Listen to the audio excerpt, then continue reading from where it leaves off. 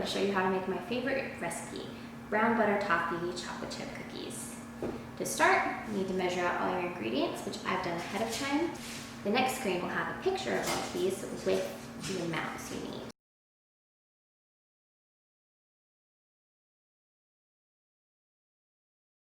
There's just one last bit of prep work. The Heath bars need to be chopped a little bit,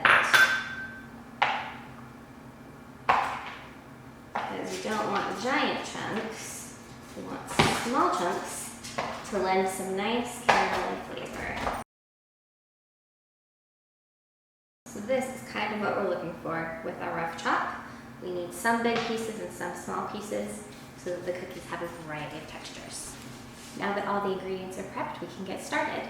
The first step is to brown the butter, which we'll do on the stove. So place butter into a medium saucepan.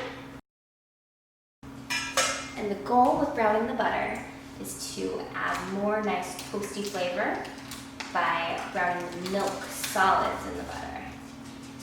For the browning process, you want to, once it gets close, watch it closely, but in the beginning, while we're just melting it, we can go away and do other things.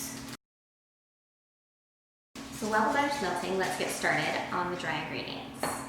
Here I have 2 cups of flour, and we're going to add 3/4 of a teaspoon of kosher salt, make sure it's kosher salt, and a full teaspoon of baking soda. And whisk it together.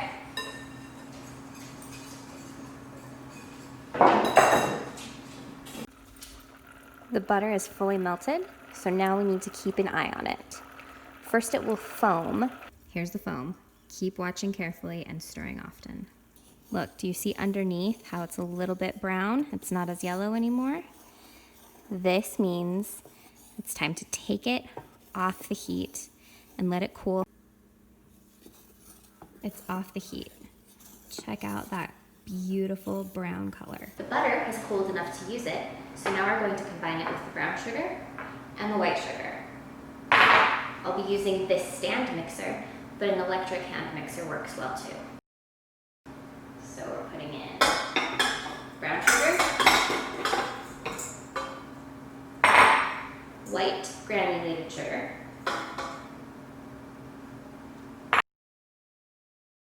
melted butter. You definitely want to scrape your pan to get all of that delicious brown toasty flavor into your cookie. Now we mix for about 1 minute.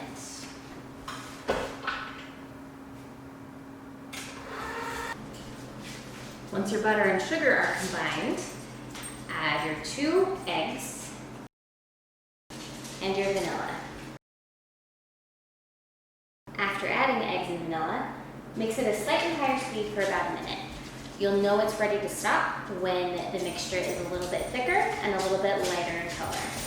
Here's our starting color. This color and texture mean it's time to stop mixing. So the sugar, butter, vanilla, egg mixture has reached desired consistency. Now it's time to pour in these dry ingredients at low speed. Do it slowly so that the flour doesn't explode all over your kitchen. We want to mix this until it's just combined, until we can just barely see a few streaks of flour. Like this. This is perfect. Now it's time to remove it from the mixer and add the candy and chocolate chips with a wooden spoon. They should be this combined. I've got bad news for you. You have to wait at least half an hour before baking to let the flour fully hydrate. Make sure you preheat your oven while you're waiting your half hour for your flour to hydrate. Line a cookie sheet with parchment paper. Roll out your dough into 1 ounce or ping pong sized balls. And don't flatten it. About this big. They do spread out quite a bit, So I like to put 8 on a sheet to avoid them running into each other.